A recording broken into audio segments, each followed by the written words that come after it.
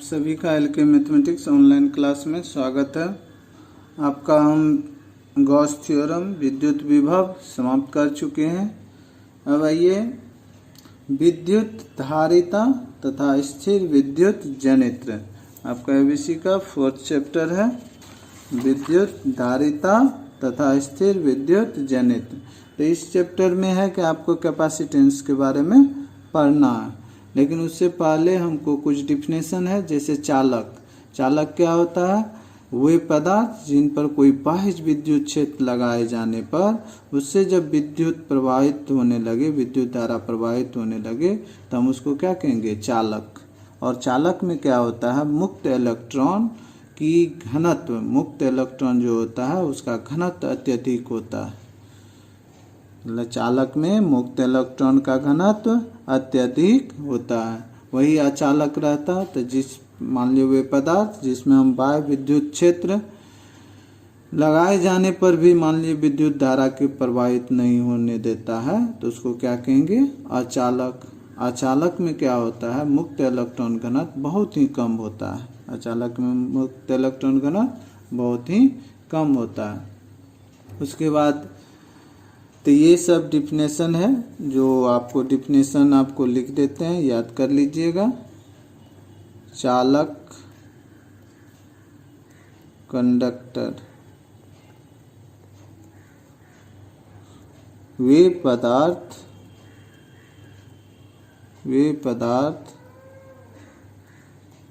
जिन पर बाह्य विद्युत क्षेत्र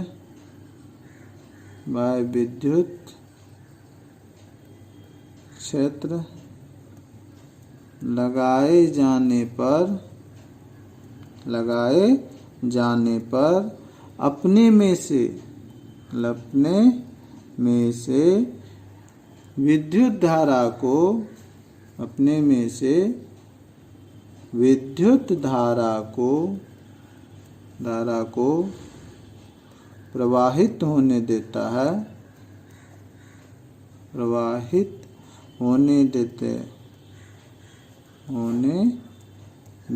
हैं, वे चालक कहलाते हैं। चालक में मुक्त इलेक्ट्रॉन की घनत्व, इलेक्ट्रॉन घनत्व, चालक में मुक्त इलेक्ट्रॉन घनत्व अत्यधिक होता है।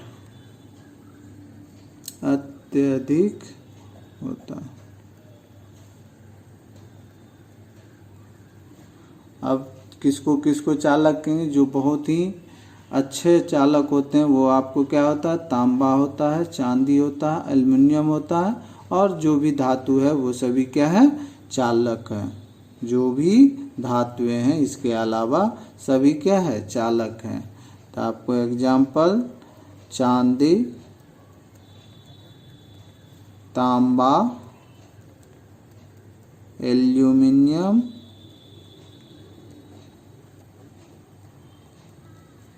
ETC धातुएं विद्युत के अच्छे चालक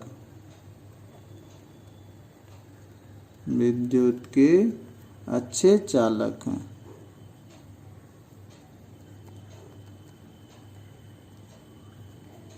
ठीक, तो ये क्या हुआ आपको? चालक का परिभाषा।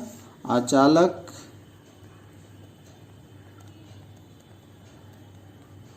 वे पदार्थ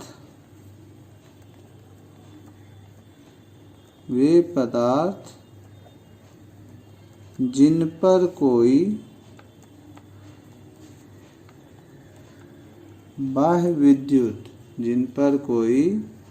बाह्य विद्युत क्षेत्र लगाए जाने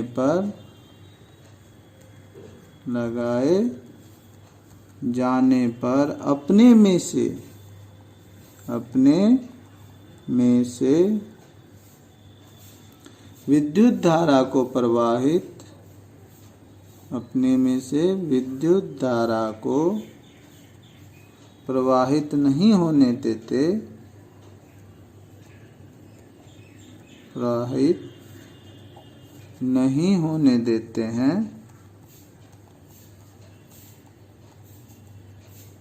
अचालक अथवा विद्युत रोधी कहलाते हैं।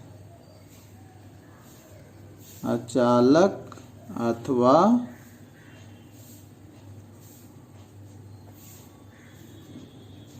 विद्युत रोधी कहलाते हैं।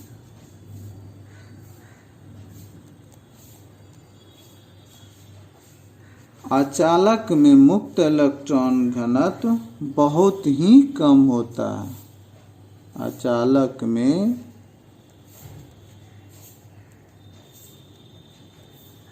मुक्त इलेक्ट्रॉन घनत्व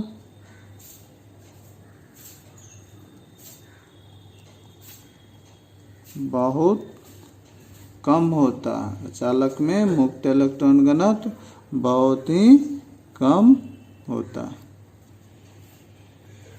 जैसे लकड़ी, रबड़, ये आपका क्या हो, गंधक, कांच, प्लास्टिक आदि क्या है, आपका अचालक है। कांच, रबड़, गंधक, लकड़ी,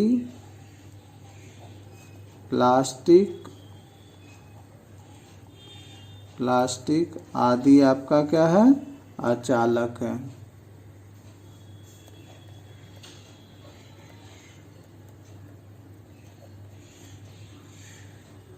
विद्युत रोधी पदार्थ है। ये हो गया। अब आइए चालक में मुक्त एवं बद्ध इलेक्ट्रॉन की उपस्थिति। देखिए जो भी आपका इलेक्ट्रिक करंट प्रवाह करता है वो किसके चलते, यहाँ अचालक में देखिए मुक्त इलेक्ट्रॉन घनत्व क्या है, कम है, तो इसको हम क्या कहते हैं, अचालक। और चालक में आपको क्या बोले, मुक्त इलेक्ट्रॉन घनत्व अत्यधिक होता है। मीन्स जो भी धारा प्रवाहित करता है किसके कारण, मुक्त इलेक्ट्रॉन के कारण। तो वही चीज अब चालक में अब बद्ध इलेक्ट्रॉन क्या होता है, जो नाभि से जुड़े रहेगा, जो भी इलेक्ट्रॉन नाभि से जुड़ा रहेगा और नाभि के चारों ओर निश्चित कक्षा में जो भ्रमण करता है उसको क्या कहते हैं, बद्ध इलेक्ट्रॉन, बॉन्डेड इलेक्ट्रॉन। ठीक, चालक में मुक्त एवं बद्ध इलेक्ट्रॉन, चालक में मुक्त एवं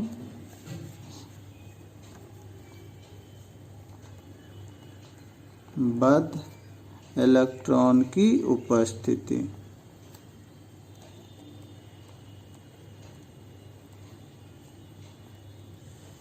मुक्त एवं बद्ध इलेक्ट्रॉन की उपस्थिति। प्रत्येक ठोस पदार्थ में दो प्रकार के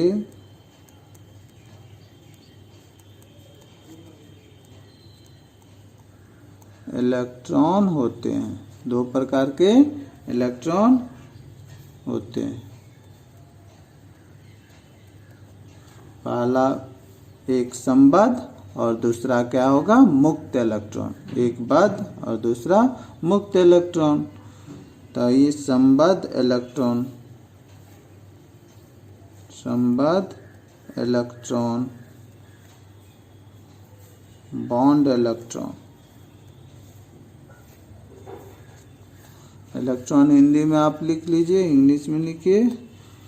वे इलेक्ट्रॉन, संबद्ध इलेक्ट्रॉन किसको बोलते हैं, जो इलेक्ट्रॉन नाभि के चारों ओर, एक तो नाभि से जुड़ा रहता है, दूसरा नाभि के चारों ओर किसी निश्चित कक्षा में जो परिभ्रमण करता है, तो उस इलेक्ट्रॉन को क्या कहेंगे, संबद्ध इलेक्ट्रॉन।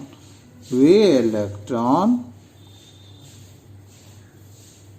इलेक्ट्रॉन जो किसी नाभिक से जुड़े होते हैं, जो किसी नाभिक से जुड़े रहते हैं,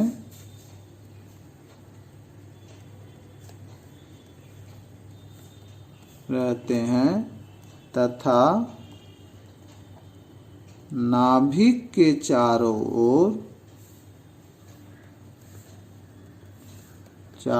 ओर निश्चित कक्षा में, नाभिक के चारों ओर निश्चित कक्षा में परिभ्रमण करते हैं,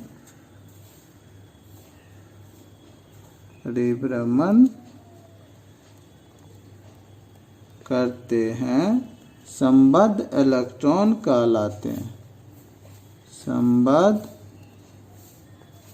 इलेक्ट्रॉन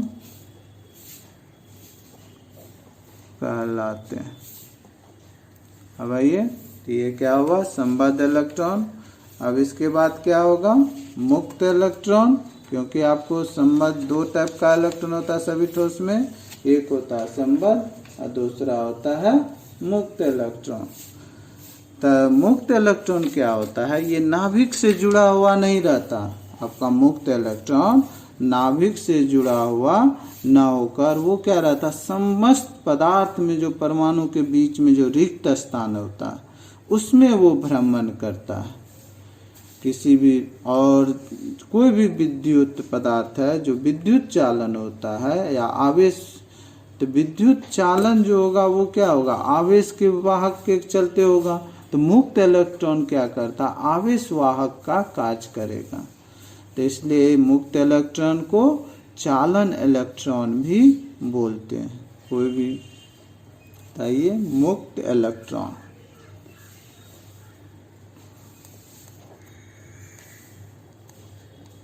मुक्त इलेक्ट्रॉन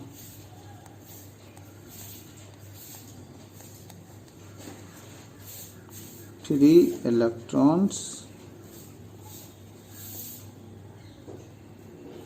वे इलेक्ट्रॉन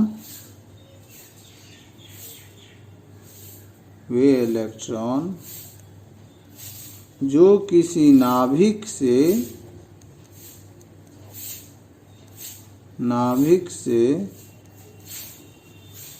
संबद्ध न होकर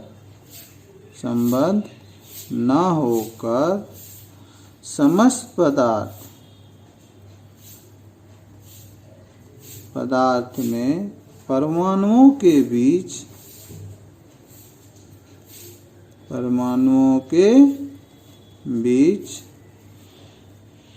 के रिक्त स्थानों में भ्रमण के लिए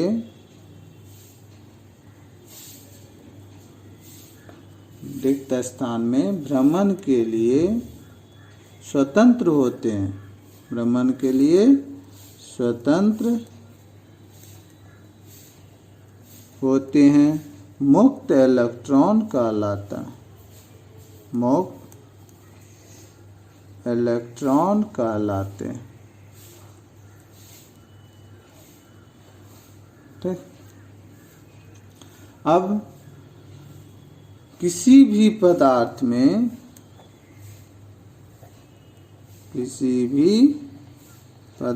में वैद्युत चालन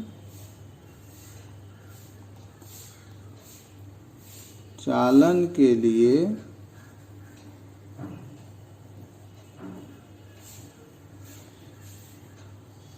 आवेशवाहक का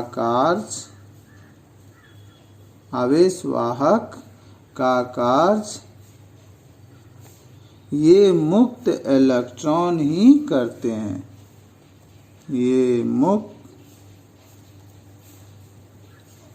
इलेक्ट्रॉन ही करते हैं।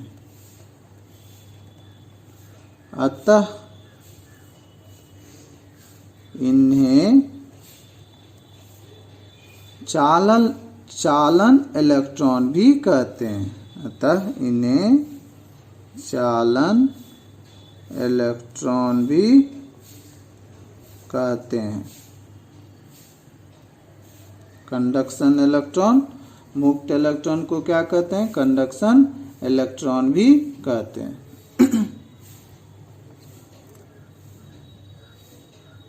अब आइए, किसी विद्युत क्षेत्र में चालक के गुण, किसी विद्युत क्षेत्र में चालक के गुण।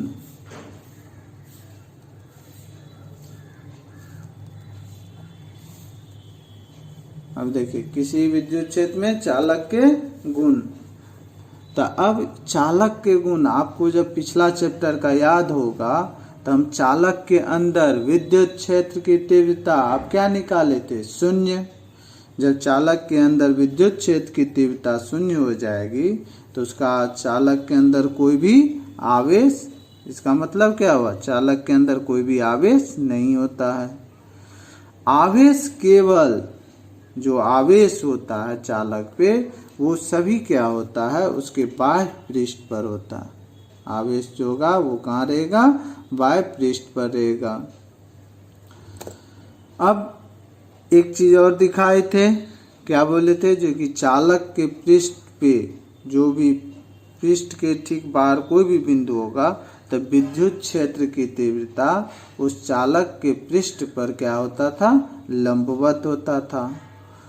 और जब याद होगा वोल्टेज जो निकाले थे गोला के चलते तो क्या लिखे थे? B बराबर Q/4πε0R।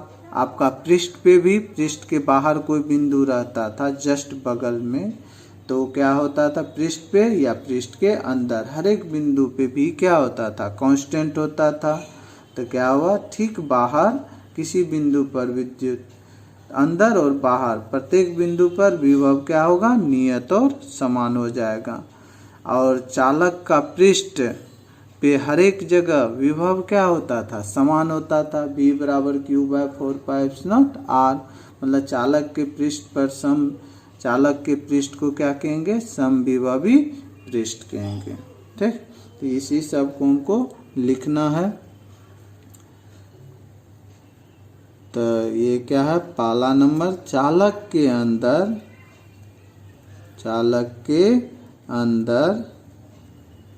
प्रत्येक बिंदु पर विद्युत क्षेत्र शून्य होता है। अतः चालक के अंदर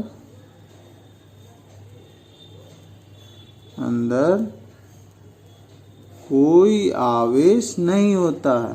चालक के अंदर कोई आवेश नहीं होता।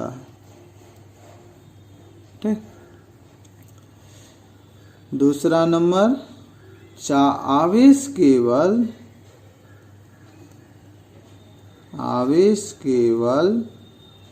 चालक के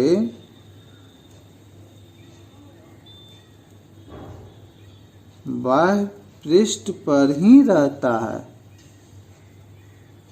बाह्य पृष्ठ पर ही रहता है। ठीक, तीसरा, चालक के पृष्ठ के ठीक बाहर, चालक के पृष्ठ के ठीक बाहर किसी बिंदु पर विद्युत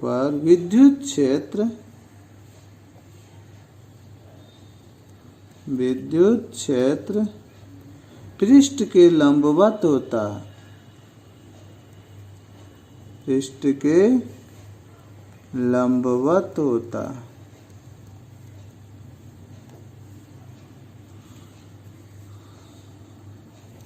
चौथा, चालक के अंदर और बाहर जब बोल रहे हैं तो पृष्ठ के ठीक बाहर, चालक के अंदर और बाहर प्रत्येक बिंदु पर विभव नियत और समान रहता है। प्रत्येक बिंदु पर विभव नियत और समान होता है।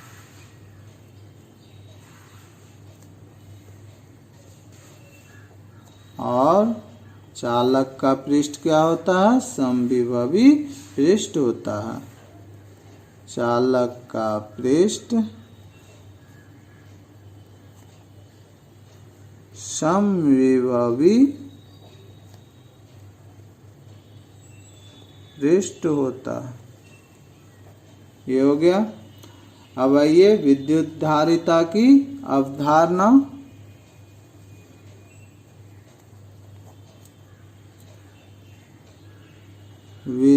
अगला टॉपिक विद्युत धारिता की अवधारणा। Concept of electrical capacitance. Concept of electrical capacitance.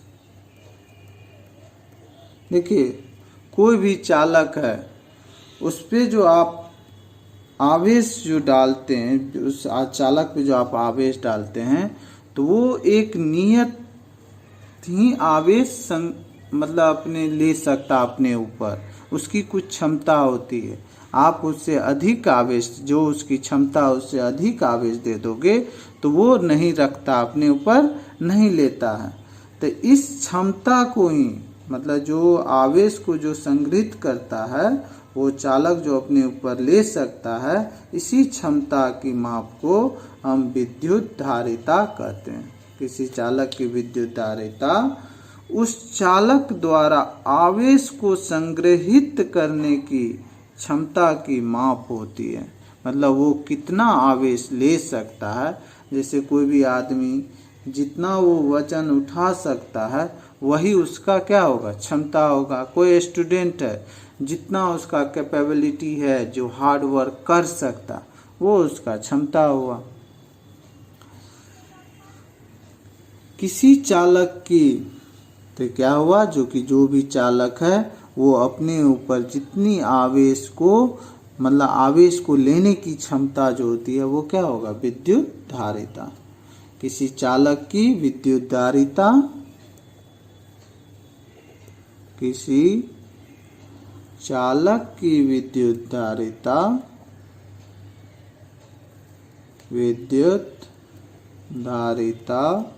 उस चालक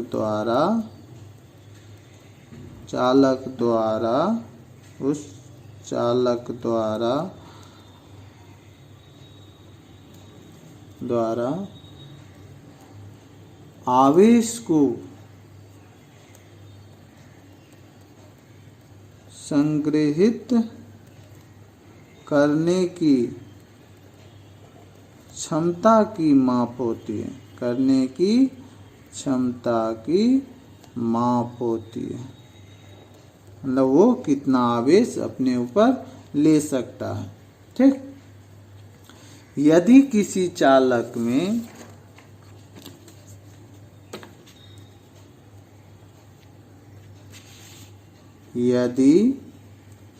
किसी चालक को Q आवेश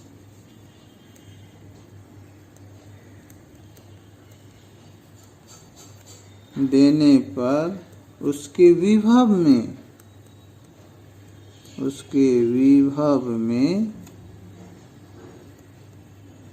भी वृद्धि हो तो, यदि किसी चालक को आप Q आवेश दे रहे हैं और उसके विभव में क्या हो? भी वृद्धि हो, तो Q जो है डायरेक्टली प्रोपोर्शनल टू V होगा। V क्या है? आपका विभव है। Q directly proportional to V। Q क्या है? आवेश है। यही Q बराबर C इंटू भी, Q बराबर C इंटू भी, जहाँ C क्या है, एक नियतांक है। C आपका क्या है, एक नियतांक है। जो नियतांक चालक के आकार, मतलब ये जो C है एक नियतांक है, और ये क्या होगा, चालक के आकार, आकृति, समीपवर्ती माध्यम, चालक के पास अन्य चालकों की उपस्थिति पर निर्भर करता है। इसी को ही चालक की विद्युत धारिता कहते हैं। ये C क्या है, जो नियतांक है वो आपका क्या है, चालक की विद्युत धारिता। चलिए, जहां Q बराबर क्या हो गया, C भी, जहां C एक नियतांक है, C एक नियतांक जिसका मान, ये ऑब्जेक्टिव में पूछ सकता है आपको, जिसका मान चालक के आकार,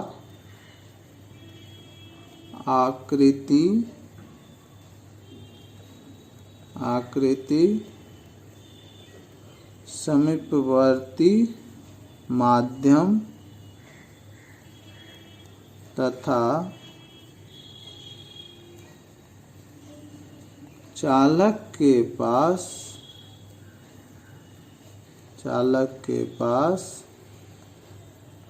अन्य चालकों की उपस्थिति पर निर्भर करता है।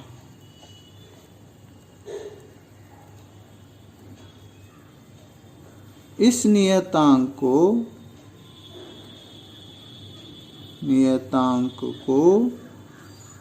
चालक की विद्युत धारिता कहते हैं, इलेक्ट्रिकल कैपेसिटेंस।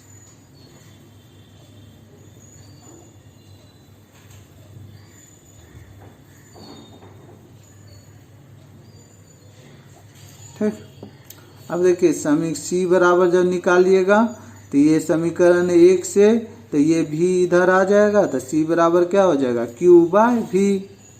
समीकरण 1 से C बराबर Q बाय V। तो कैपेसिटेंस क्या होता है, आवेश, जो चालक पे जो आप आवेश दे रहे हैं और उसमें जो विभव का वृद्धि होता है उसके अनुपात के बराबर होता है। मतलब क्या, यहाँ आप जब इससे देखोगे तो यही विद्युत धारिता का परिभाषा क्या हो जाएगा, जो कि जो भी आप चालक के आवेश दे रहे हैं और उसमें आवेश देने से, Q आवेश देने से जो उसमें वोल्टेज में जो वृद्धि होता है भी उसके अनुपात के बराबर होता है। ठीक, तो इसी में इसको हम विद्युत धारिता को अलग तरह से भी डिफाइन कर सकते हैं, जैसे अतः किसी चालक की विद्युत धारिता,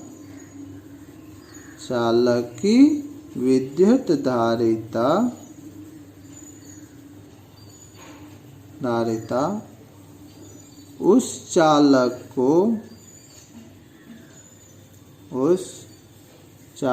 को दिए गए आवेश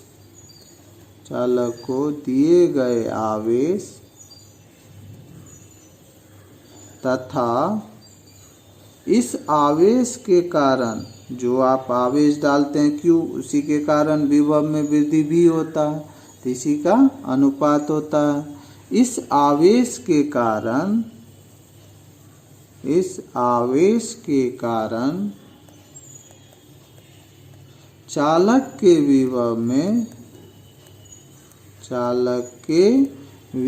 में होने वाली वृद्धि होने वाली वृद्धि के अनुपात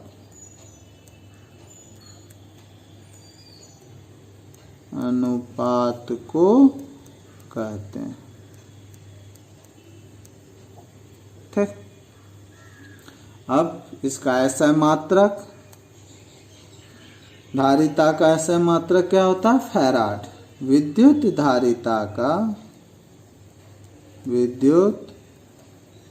धारिता का एसआई पद्धति में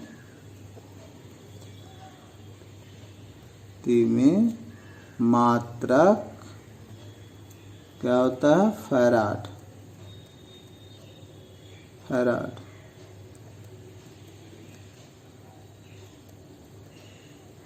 तो अब देखिए C बराबर, तो फैराड यहाँ पे क्या दिख रहा है? C इसका क्या होता है? फैराड। Q क्या है? आवेश। कूलम, मात्रक क्या होगा? कूलम। V का क्या हुआ? वोल्ट। तो फैराड बराबर क्या हुआ? Coulomb per volt. जब फैराड को आप यहाँ से डिफाइन करोगे तो वो क्या होता है? कूलम पर वोल्ट के बराबर होता है। तो फैराड क्या होगा? F बराबर कूलम बाय वोल्ट। वोल्ट को V से डिनोट। तो फैराड क्या हुआ? Coulomb per volt. अब विद्युत धारिता का विमीय सूत्र। विद्युत धारिता का विमीय सूत्र वो क्या होता है आपको? m power -1 l power -3 t power 4 a square. ठीक, ये आता कैसे है? देखिए यहाँ C बराबर क्या लिखे? Q by V। C बराबर Q बाय V। C बराबर आप क्या लिखे हैं? Q by V। तब देखिए C का विमा सूत्र, C का विमा क्या हो जाएगा? Q का विमा डिवाइडेड बाय V का विमा, यही ना।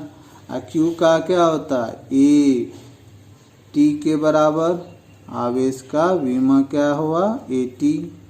और आप विभव का विमा इससे पिछला चैप्टर में पढ़ चुके हैं, ml square t power -3 a power -1। ये पिछला चैप्टर में आप पढ़ चुके हैं।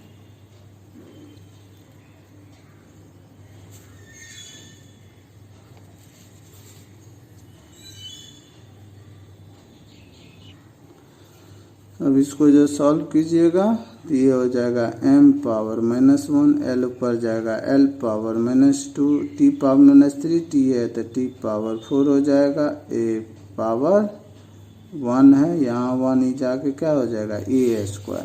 तो वही चीज़ देखिए यहाँ पे होगा, सॉरी यहाँ पे l पावर -2 होगा, m -1 l power -2 t power 4 a square, जो अभी यहाँ पे हम निकाल दिए आपको।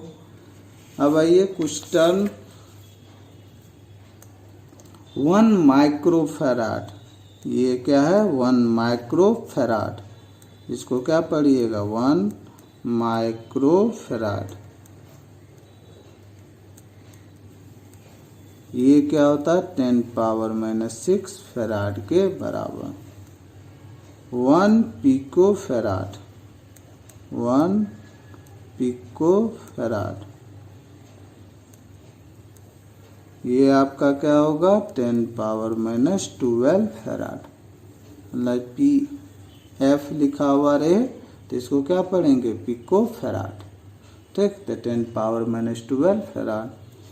अब आइए जो विद्युत धारिता जो निर्भर करता था उसका जो, तो क्या था आपका जो पढ़े थे, उसके चालक के आकार आकृति, समीपवर्ती माध्यम और चालक के पास अन्य चालकों के उपस्थिति। तो उसमें क्या क्या होता है उसको हम डिफाइन करते हैं। अगला टॉपिक, किसी चालक की धारिता को प्रवाहित करने वाले कारक। किसी चालक की धारिता को प्रभावित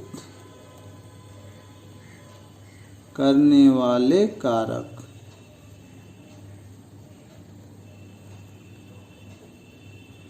किसी चालक की धारिता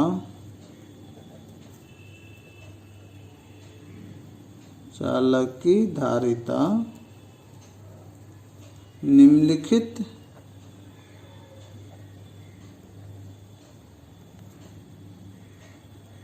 कारकों पर निर्भर करता।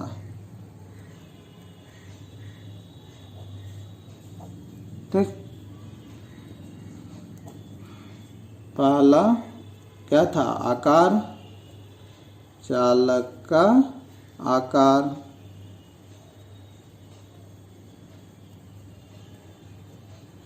जब चालक का आकार आप बढ़ाइएगा तो उसकी धारिता भी बढ़ जाती है। छोटे चालक की धारिता कम और बड़े चालक की धारिता अधिक होती है। अब देखिए आकार पे ऐसा ये क्यों बोल दिया, कभी सोचे? तो इसको जब नहीं सोचे हैं तो हम यहाँ पे आपको दिखाते हैं। एक चीज बताओ, ये R1 है, ये सपोज करो R बराबर 2 cm है, और ये देखो R बराबर 4 cm हम दे दिए, मीटर दे दो 2 मीटर। तो ये V बराबर Q जितना इस पे है उतना ही Q इस पे है। तो V बराबर क्या लिखेगा, Q/4 पाई एप्सिलॉन R। यहाँ भी V बराबर क्या लिखेगा, Q/4 पाई एप्सिलॉन इंटू 4। ये बड़ा कि ये V1, ये तुम्हारा V2। तो कौन बड़ा, जिसके हर छोटा हो। तो हर छोटा किसका है, ये मतलब V1 क्या है, ग्रेटर देन V2। V1 क्या है, ग्रेटर देन V2। तो अब आप देखिए यहाँ पे C बराबर आप क्या पढ़ें, Q/V। जब V जितना बड़ा होगा C क्या होगा, छोटा होगा। ये इंक्रीज करेगा तो ये आपका क्या होगा, डिक्रीज होगा। क्यों, क्योंकि हर में बड़ा से Q तो नियत है। जब C डिक्रीज करेगा तो V क्या होगा, इंक्रीज करेगा। जैसे ही मान लीजिए 4 से भाग दीजिएगा तो C क्या होगा, कम होगा। 2 और 4 से भाग देने में क्या होगा, 2 जिससे भाग दीजिएगा तो ये ज़्यादा होगा 4 के बनिस्पत, मतलब इन्वर्सली प्रोपोर्शनल है। C क्या है, इन्वर्सली प्रोपोर्शनल है किसके, V के। तो जैसे ही V आप इंक्रीज करिएगा तो C क्या होगा, डिक्रीज करेगा। तो बड़ा जैसे ही आप गोला कीजिएगा तो V क्या होगा, V आपका छोटा गोला के बनिस्पत बड़ा गोला का कम होगा। ठीक, तो जैसे ही कम होगा तो वो क्या हो जाएगा, इंक्रीज करेगा। इसलिए आपको क्या बोल रहा है, चालक का आकार जैसे ही आप बढ़ाइएगा तो उसका धारिता भी क्या होगा, बढ़ जाएगा। वो आप देखें, क्योंकि चालक का आकार बढ़ाने से आपका वोल्टेज क्या होगा, घटता है। वोल्टेज घटता है, जब वोल्टेज घटेगा तो उसका धारिता और क्या होगा, बढ़ेगा। तो चालक का आकार बढ़ाने पर, चालक का आकार बढ़ाने पर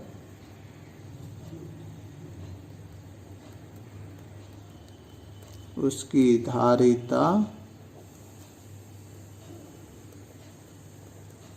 बढ़ जाती है। छोटे चालक की धारिता, चालक की धारिता कम तथा बड़े चालक की धारिता, बड़े चालक की अधिक होती है।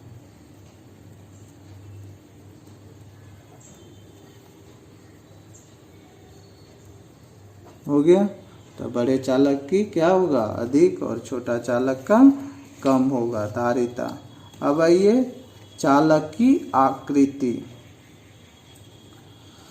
जब चालक का आकार आप समान रखते हैं तो उसकी आकृति बदलने पर धारिता भी बदल जाएगा, क्योंकि जैसे ही आप आकृति चेंज कीजिएगा तो उसका वोल्टेज क्या हो जाएगा, चेंज हो जाएगा। तो चालक दूसरा नंबर जो कारक, शेप ऑफ कंडक्टर, चालक की आकृति। चालक का आकार समान रखते हुए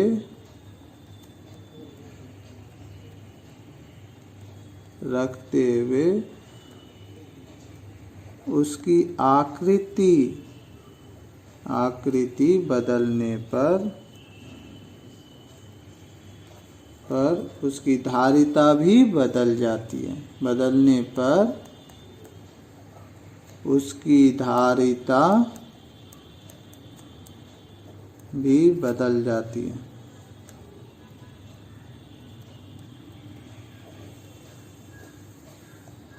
क्योंकि आकृति बदलने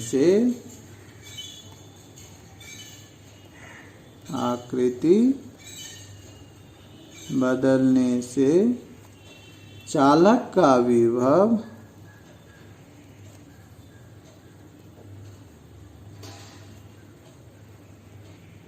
बदल जाता है। ठीक, अब आइए अगला पॉइंट, समीपवर्ती माध्यम।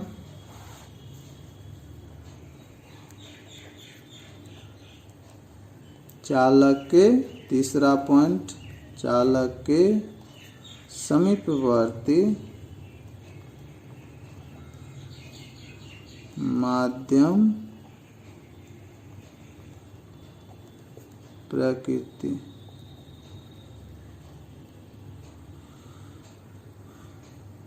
अब देखिए इस माध्यम का जो विद्युतशीलता होगा जैसे ही बढ़ेगा तो आपका वोल्टेज क्या हो जाएगा, घट जाएगा। विद्युतशीलता जब बढ़ाइएगा तो वोल्टेज क्या होगा, घटेगा।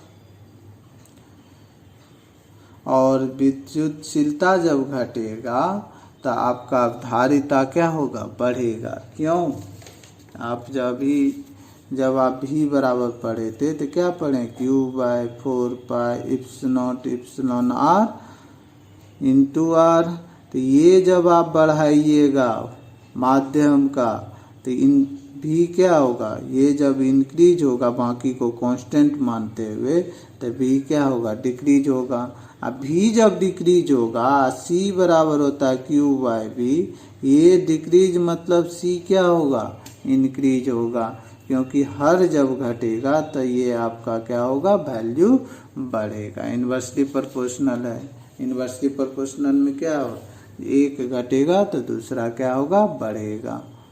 ठीक, तो इसी को लिखेंगे, आवेशित चालक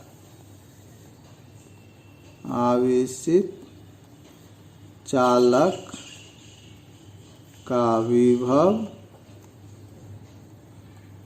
चालक के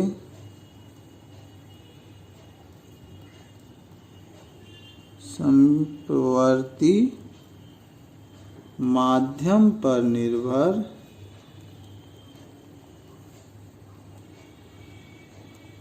निर्भर करता है। अतः चालक की धारिता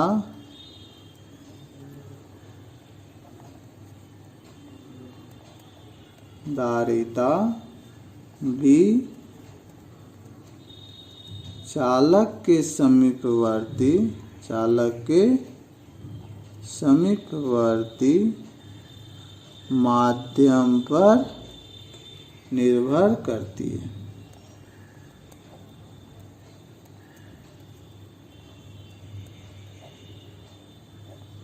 माध्यम की आपेक्षिक विद्युतशीलता, माध्यम की आपेक्षिक विद्युतशीलता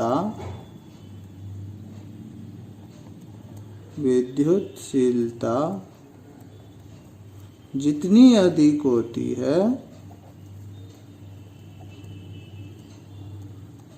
होती है, चालक का विद्युत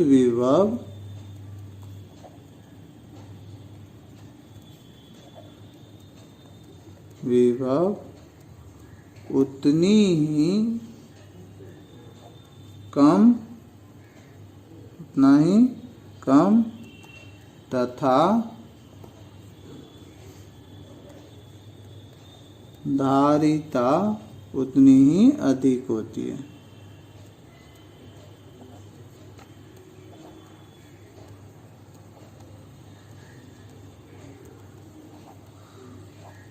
हो गया, बहुत समय का वीडियो हो गया। अब कल जो है आपको हम विद्युत धारिता का डेरिवेशन होगा, जो भी चीज़ है आपका कैपेसिटेंस जितना भी होगा। अब आपका थ्योरी लगभग इतना है, एक जनरेटर का थ्योरी रहेगा और कुछ 1-2 टर्म का रहेगा, नहीं तो बाकी सभी डेरिवेशन है जो कल के वीडियो में आपको हम डालेंगे। धन्यवाद।